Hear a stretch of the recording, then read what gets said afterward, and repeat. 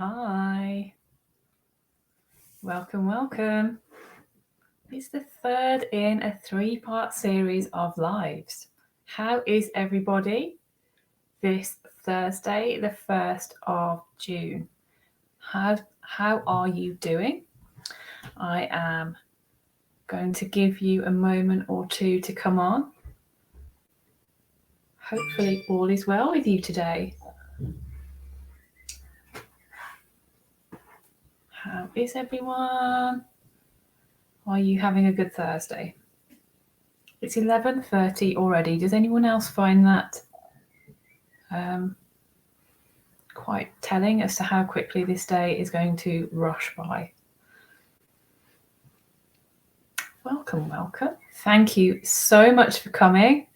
It's wonderful to see people coming on. Hi there. Thank you for being with me live today. How's Thursday treating you? Is it a good one? Okay, I am going to... Hello there. Thank you for coming again. This is the third in our 3-part series. So yeah, it's our final look at how we can bring quality into reviews. And I'll just do a recap so that you know where we got to so far. Thank you for being here again. Okay. Oh, okay, we've got some more comments. Fabulous that people are joining. I'll just stall for a moment or two to allow people to come on. Is Thursday treating you well? I hope you're having a good Thursday. It's Thursday, it's 11:30. That means we're getting close to the weekend. Okay, so wonderful to have you joining me. Really fabulous. So the rules of the game then for today, as usual, are that if you type hello as you are coming on, that's really helpful, not only to me, but to ensure that you continue to see things. And then also, if you're watching the replay, if you could type into the comments #replay, that will have the same effect. So our focus today is going to be about quality reviewers. It's our second section on quality reviewers today. And part 1 was on Wednesday, so you can look back through the feed to look at Wednesday's one if you were more interested in the elements of a quality review. But yeah, yesterday we talked about the quality of reviewers with a view to looking at 5 specific skills. So yeah, it was really helpful to gather those comments yesterday. And today we're going to look at some direct quotes, and we're going to look at some learning behaviours that will help us to dig deeper into what is considered to be quality when it comes to a reviewer. And that's going to help whether you are a commissioner of reviews, whether you apply for reviews, whether you are trying to cultivate these qualities because you want to become a reviewer. So that it's good for you if you are in any of those categories. So just going to remind you of some of the themes that come through from our feedback about reviews so that you can see how we cultivate quality in our reviewers. Do you remember these if you were here on previous days? So what came through strongly was that what's valued from a reviewer is the quality of person-to-person interaction. We wanted the reviewer who creates this non-threatening environment. Is that the kind of quality that you think you can bring to a review? Do type into the comments if you think, yeah, this really is my style, and I think I can bring this to the review. Can you be really proportionate? Can you bring through just a small number of recommendations? People value this idea of 5 implementable recommendations instead of huge numbers. And are you that reviewer who will ensure the review methodology you use will bring together people from across agencies to have this opportunity to meet and reflect. Is that your style? If this is you, this is the kind of these are the kind of behaviours and quality you can cultivate. That's not a good moment for that, is it? To meet the requirements of what people feed back to us that's valued. Okay, so let's think through then. Let me tell you what some partnerships have told us that has been really valued in the past. So they said, we valued the opportunity to understand each other's roles. Now that's going to require some of those qualities that we talked about yesterday, about being an active listener, about encouraging the quiet participant. And then this is a direct quote as well. It provided a useful insight into how other agencies operate and different ways to access certain services. Also, more importantly, ways to get around obstacles. So when these agencies come together, they find ways to get around obstacles. When they talk, this is the kind of output that we might get. It improved understanding of the multi-agency approach. So we're creating communities of practice that help people to understand the multi-agency approach. This is valuable stuff. It's useful to meet with other professionals directly involved in the case in order to discuss learning. So it's reflection, it's sitting down time, it's zoom out time away from the front line, away from the busyness of delivering the service, to sit and reflect. And then when we look at Silk Train partnerships, what they tell us is, because we were encouraging multi-agency working into the learning from practice, we wanted professionals from all of the partnership to understand each other's roles. So again, it's just back to that understanding of each other's roles and how the reviewer facilitates that. Another partnership told us there was a tendency for people to look for blame. And I didn't think that was always intentional. But in the wake of a serious incident, there was often a lack of understanding or appreciation of each other's limitations and roles and the pressures they were under. So this is the kind of information, the kind of sharing that comes through when a reviewer is able to facilitate this participative environment, sit back and listen, and perhaps be less directive. How is that landing? Does that resonate with you as the kind of approach you value in a review?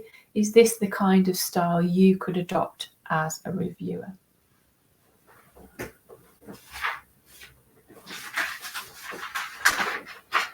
What are you thinking?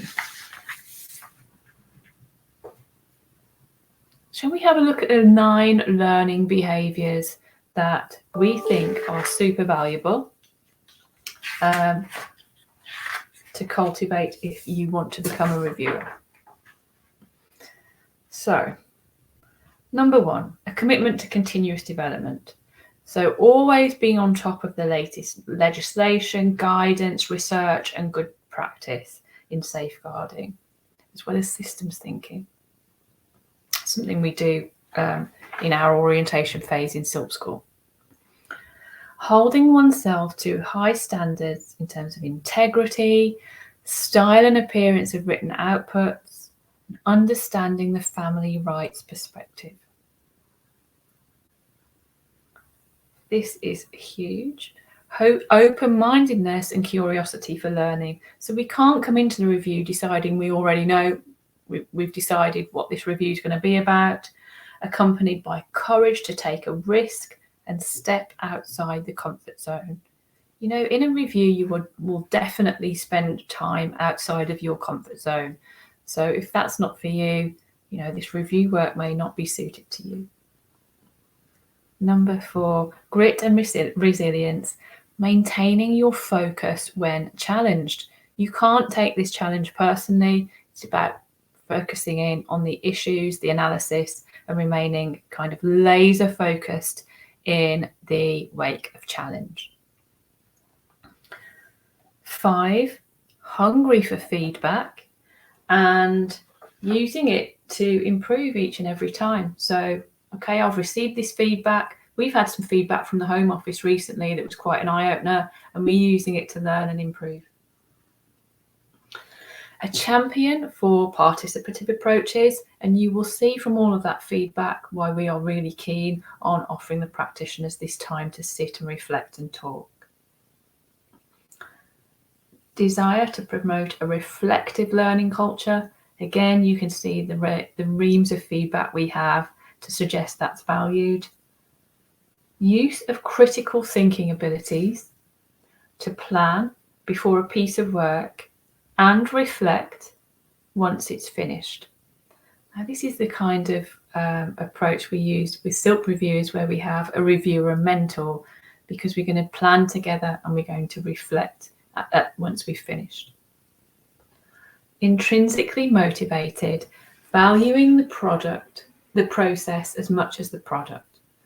Okay, so this is what I spoke about in part 1 of this series, which was that in years gone by, there was a real focus purely on the overview report without giving as much thought to the process as hopefully we all do now.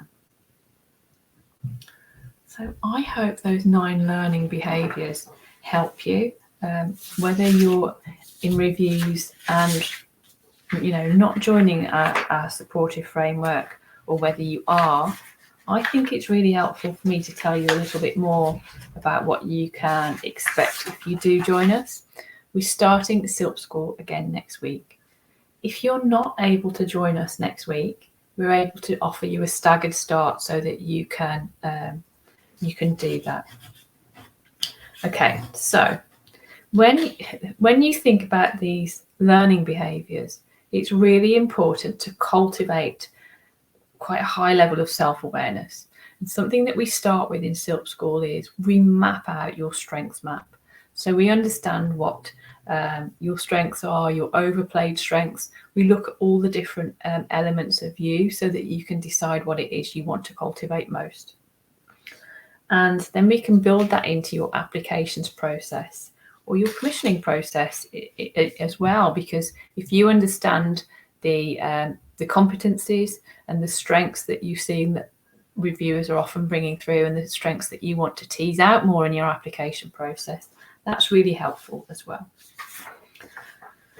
So yeah, so what you're going to receive is, in the first 18 weeks, we have an orientation phase where we sit down weekly and we lay all of these foundations together live. So we're live on Zoom for the first 6 weeks.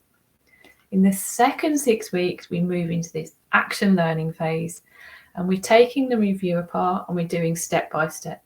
So we'll spend time on terms of reference. We'll spend time on a simulated learning event where we've all got to a role play, and we're going to kind of sit together and see what it's like to be in a learning event. Somebody will chair that learning event. Also, we're going to spend a whole module on analysis, a whole module on recommendations. You'll get an opportunity to write a section of an overview report. And then the other element of SILP School is, if you sign up for our June intake, will be that you get a whole year in our mastermind, which is called Momentum. In that Momentum mastermind, you get to receive review opportunities for SILP reviews straight into your inbox.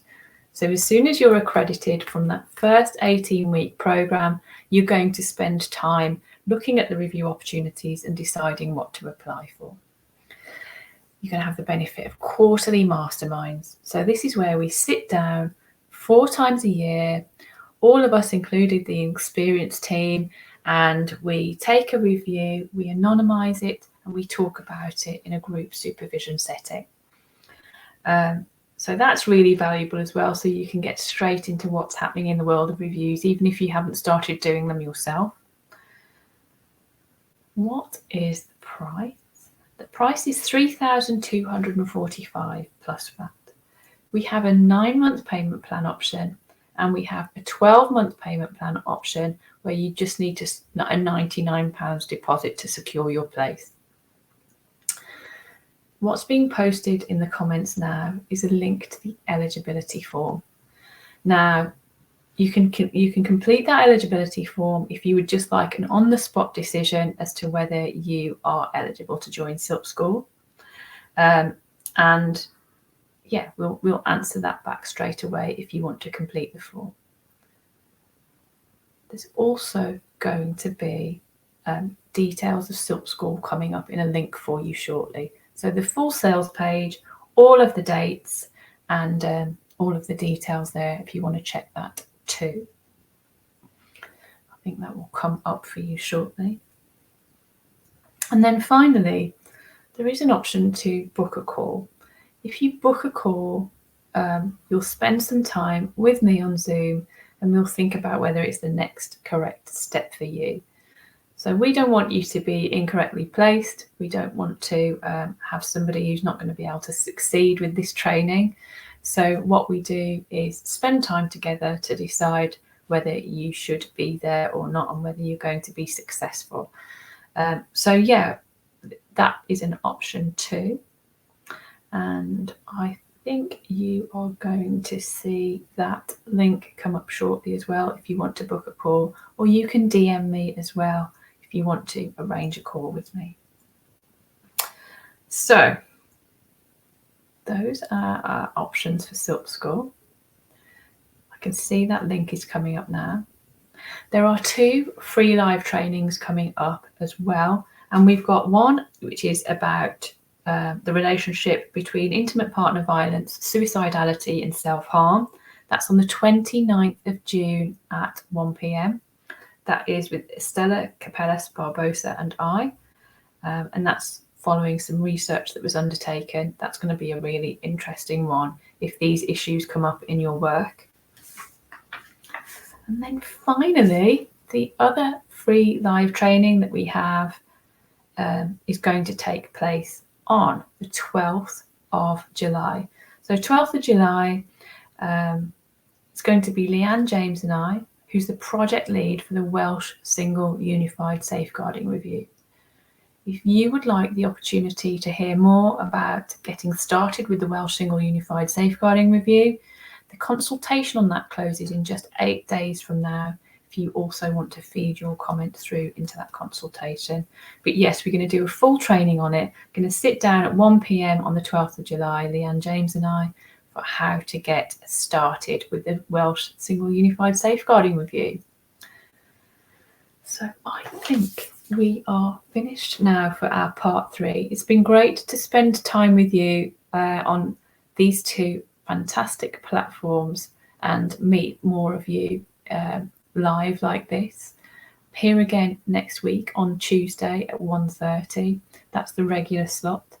So yes, have a great Thursday. Thank you for joining, and I will see you again next Tuesday.